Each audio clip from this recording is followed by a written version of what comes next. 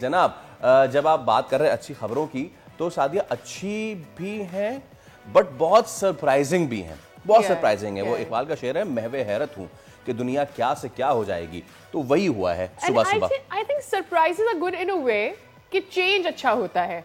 Change होना चाहिए, consistency one part but change जरूरी होता है at the same time people से। और ये इतना बड़ा चेंज आया है, ये है वो चेंज। ये आप देखें जनाब, इससे पहले कि हम कुछ बोलें, ये मनाजिर सेल्फ एक्सप्लेनेटरी हैं। डोनाल्ड ट्रंप, शी जिनपिंग आमने सामने, तू मेरे सामने मैं तेरे सामने, मैं तुझे देखूं के गुफ्तगू करूं। क्या समझ रही थी आप?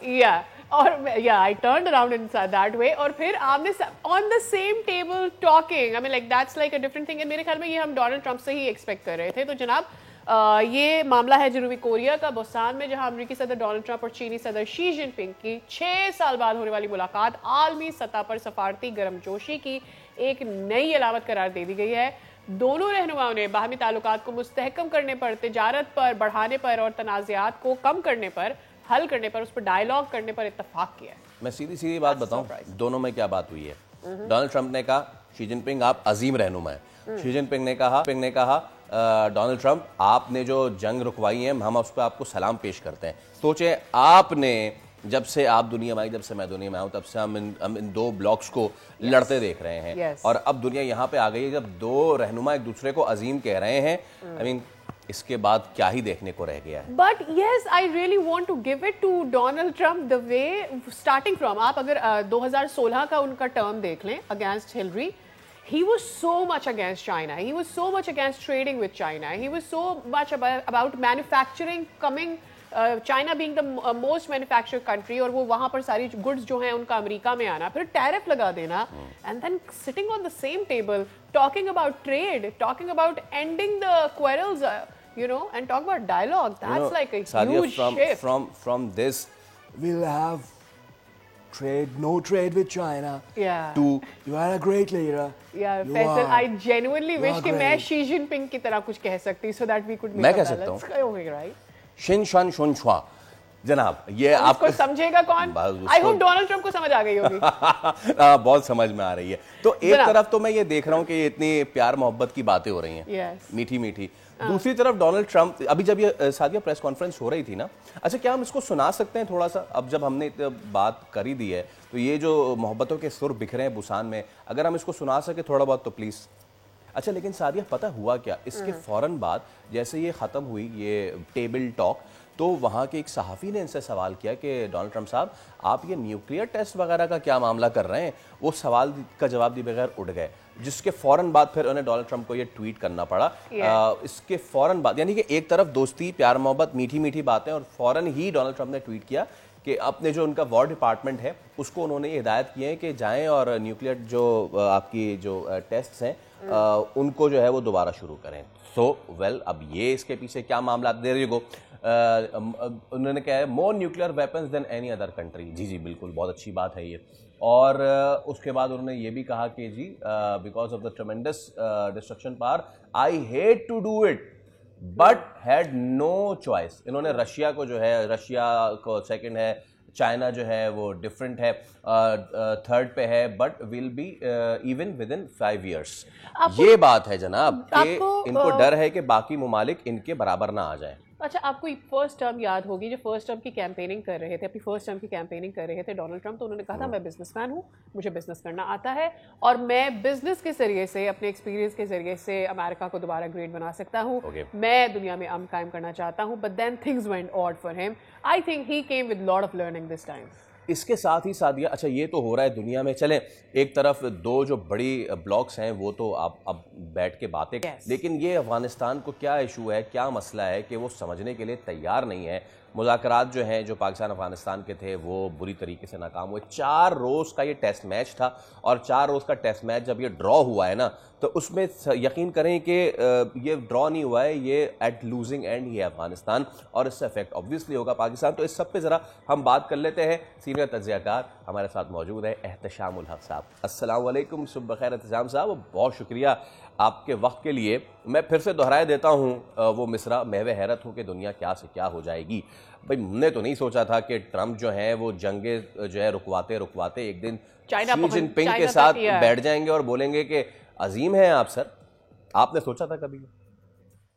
And that too in South Korea. ये कैसा सरप्राइज है to see Donald Trump and Xi Jinping sitting on the same table, talking about trade, talking about dialogue. देखें, ये दुनिया में बहुत तेजी के साथ डेवलपमेंट्स हो रही हैं। आपने हमेशा ये बात सुनी होगी साजिया कि सोवियत यूनियन टूटने के बाद वो कहते हैं यूनिपोलर वर्ल्ड, हम जो है ना एक ही पावर है। आज भी हम जब बात करते हैं, बावजूद इसके कि रशिया चाइना एक ताकत है, लेकिन अमेरिका की एक बहुत बड़ी ताकत है। वो कहते हैं, मुहावरा बना हुआ है कि अमेरिका को अगर छींक आती है तो पूरी दुनिया को जुकाम हो जाता है। तो इसका मतलब है उनका इन्फ्लुएंस अभी भी है पॉलिटिकल लेवल पे, तजारती लेवल पे और साथ साथ इकोनॉमिक फ्रंट पे। तो अभी जिस तरीके से वहाँ इनकी मुलाकात हुई है प्रेसिडेंट शी से, तो अब तो इससे बड़ा वाज़ेह तौर पे लग रहा है कि अपने स्टांस में तब्दीली लेके आए हैं प्रेसिडेंट ट्रम्प।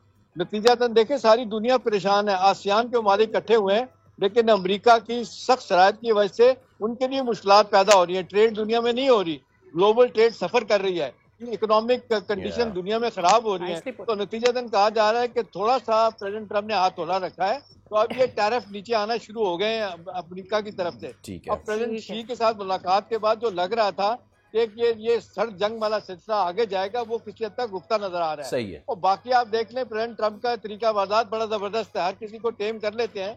और देखें, अभी तो साउथ कोरिया के प्रेसिडेंट ने भी उनको नॉमिनेट कर दिया है नोबेल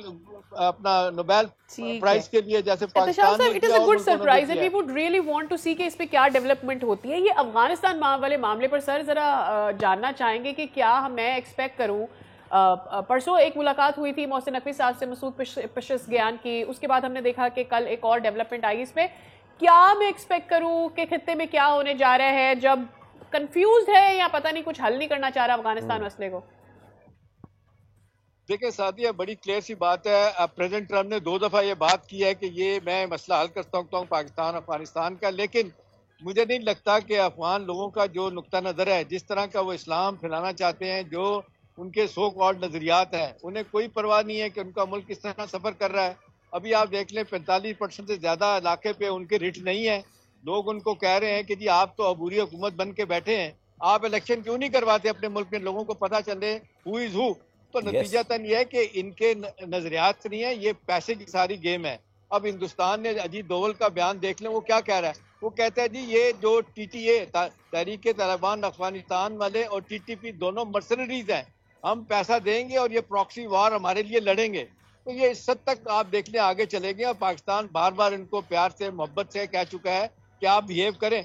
देखें, 20 डेलीगेशन गए हैं, रिलीजियस लोगों के, सियासी लोगों के, हुकूमती लोगों के, वो मानने के लिए तैयार नहीं। अभी जिस तरह एम्बेरस किया उन्होंने टर्की और कतर को, आपने सादिया देखा, फैसल इतने ऑडियो वीडियो हमने सबूत उनको दिए और उन्होंने भी कहा कि पाकिस्तान की बातें बड़ी जेन्युइन है और पाकिस्तान जो कह रहा है उसको आप सुने। लेकिन आप देख लें उस वक्त के पास जो है ना, वो अनस हक्कानी भी हैं, जो सराहत हक्कानी के भाई छोटे हैं, वो भी उसमें हैं।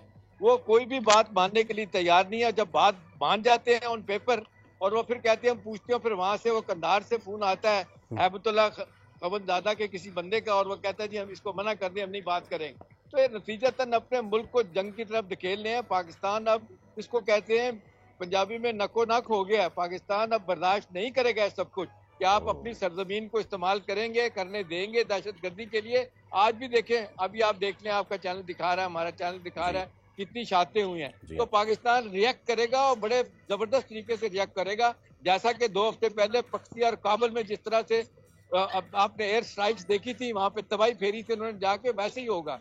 तो मुझे लगता है कि they have asked for it, तो उनके लिए होगा। और बात मानने के लिए किसी के लिए तैयार नहीं है। वो प्रॉक्सी बनने हिंदुस्तान की, हिंदुस्तान का देखे ना, इनका दीन क्या है। या तो आप देख लें कि वो कहते हैं बड़े दीनदार हैं और जाके बुत परस्तों के साथ हाथ मिला रहे हैं, वहां उनका दीन कहाँ चला गया, कोई दीन नहीं है। ये TTP और TTA दोनों जो है ना, एहतशाम साहब अगर इसमें आप ये भी ऐड कर लें, इंडिविजुअली और कलेक्टिवली पाकिस्तान जो है इनको बार बार समझा चुका है। असल तकलीफ ये है कि ये जो आप मुहाजिरीन भेज रहे हैं, इनको क्यों आप भेज रहे हैं? हाँ बिल्कुल। अच्छा एहतशाम साहब, इसमें ना एक चीज़ ये भी ऐड कर लीजिए, जो आपने कहा कि यहाँ पे ये कहते हैं कि जी पाकिस्तान में फला निज़ाम नहीं है तो हम इस पर अटैक करेंगे। इनकी सारी लीडरशिप जाके कतर में बैठी हुई है, ये अपने मुल्क में बच्चियों को पढ़ने नहीं देते, इनके बच्चे वहां कतर में दोहा में इंटरनेशनल अमेरिकन यूनिवर्सिटीज में पढ़ते हैं और वो कहते हैं कि यहाँ फला निज़ाम नहीं है तो हम इसको समझते हैं कि जी हम अटैक करें, तो वहां जाके भी कर लेना फिर। तो ये डायकॉटमी है और अब चीजें बड़ी खुल के सामने आ रही हैं। अब आप 1980 में नहीं रह रहे हैं जहां पे आप कैमोफ्लेज करके चीजें कर लेते थे। 2025 है ये बॉस। हम इसको एहतशाम साहब, हम इसको कैसे, वो जर्नलिस्ट वाला जो मामला इंडिया में हुआ था, कैसे भूल सकते हैं कि आप जब खुद एम्बेसी में या काउंसलेट में जाते हैं तो आप कहते हैं खातीन नहीं बैठेंगे, फिर आप प्रेशर करने के लिए एक ग्रुप ऑफ खातीन के साथ वहां पे बैठ जाते हैं। तो बेसिकली तो आप डिल्यूजनल है। देखिए, बुनियादी तौर पे यही बात कतर ने और टर्की ने भी सादिया को समझाई है। कहते हैं कतर का एक ज्यादा रोल है, क्योंकि कतर ने इनको, आपको पता है, तालिबान को पॉलिटिकल ऑफिस खोलने की इजाजत दी थी जब ये इक़्तिदार में नहीं थे। ये थोड़ा बहुत उनका ख्याल करते हैं, लेकिन बात यह कि जब इनकी ज़ात पे बात आ जाती है ये नहीं मानते, क्योंकि आपको पता है इनकी वॉर इकॉनमी है। इनका कोई, आप देखते हैं, फॉर्मल तो कोई रियासत वाली बात है नहीं है जो हम कहें कि एक बाकायदा मुल्क है। यही वजह है कि आज दुनिया इनको 4 साल होने को है, कोई इनको रिकग्नाइज करने के लिए तैयार नहीं है, तो ये अपना नुकसान कर रहे हैं। अभी देखिए, पिछले दिनों इंटरनेट की बंदिश के बाद कल की, परसों की वॉशिंगटन पोस्ट की स्टोरी बड़ी इंटरेस्टिंग है। उन्होंने कहा जी कि इंटरनेट बंद होने के बाद ये तहरीक तालिबान पाकिस्तान में एक्सपोज हुए हैं, इनकी जगहों का पता चल गया कि वहां से ऑपरेट कर रहे हैं। तो अब ये कि अखबारात कह रहे हैं, दुनिया कह रही है कि आपका सॉइल इस्तेमाल हो रहा है पाकिस्तान के खिलाफ। अभी देखें 2021 का मायदा, दोहा मायदा में अमेरिका ने इनसे अंडरटेकिंग दी थी कि आपकी सरजमीन जो है ना दूसरे ममालिक के लिए इस्तेमाल नहीं होगी। इनमें देखें China, Russia, Pakistan, central Asia, सारे ममालिक शामिल हैं। सब ने ये कहा, अभी आप देख लें, मॉस्को फॉर्मेट का इजलास हुआ 2 हफ्ते पहले, वहां पे उन्होंने कहा ये आपकी सरजमीन इस्तेमाल हो रही है दहशतगर्दी के लिए। आपने देखा अगस्त के महीने में यूनाइटेड नेशन में जो एक इनफॉर्मल सेशन हुआ था पाकिस्तान का, रशिया का, चाइना का, वहां पे उनको ये कहा गया कि आपकी सरजमीन इस्तेमाल हो रही है दहशतगर्दी के लिए। तो ये किसी आर्गूमेंट को, किसी सबूत को, एविडेंस को मानने के लिए तैयार नहीं। इसकी वजह कि इनके डायरेक्ट फाइनेंशियल मामलात पे हिट पड़ रही है। अभी आपने देखते हैं पॉपी कल्टीवेशन उन्होंने बंद कर दी थी फैसल, अब दोबारा शुरू कर दी है। वहां से 800 से $1 बिलियन इनको सालाना मिल रहा है। अमेरिका ने भी बड़ा जबरदस्त इस पे अपने तहफ़्फ़ुज़ात का इज़हार किया है कि अफगानिस्तान से ड्रग्स आती हैं, पाकिस्तान के जरिए जाती है दुनिया में, इसको रोका जाए। तो ये अच्छी बात है, हमारे लिए ब्लेसिंग इन डिस्गाइज हुआ कि दुनिया आज इनको समझ गई है, ये एक्सपोज हो चुकी है, ये किसी की बात मानने के लिए तैयार नहीं। नतीजा तनब यह है कि सारी दुनिया का इन पे दबाव है। अल्लाह करिए किसी की बात सुने, वरना मुझे तो ख्वाजा आसिफ की बात लग रही है कि तोरा बोरा बनेगा और हम किसी को नहीं छोड़ेंगे, तो शायद ये उस तरफ जा रहे हैं। जी, सब्सक्राइब करें और बेल दबाएं ताकि कोई खबर रह न जाए।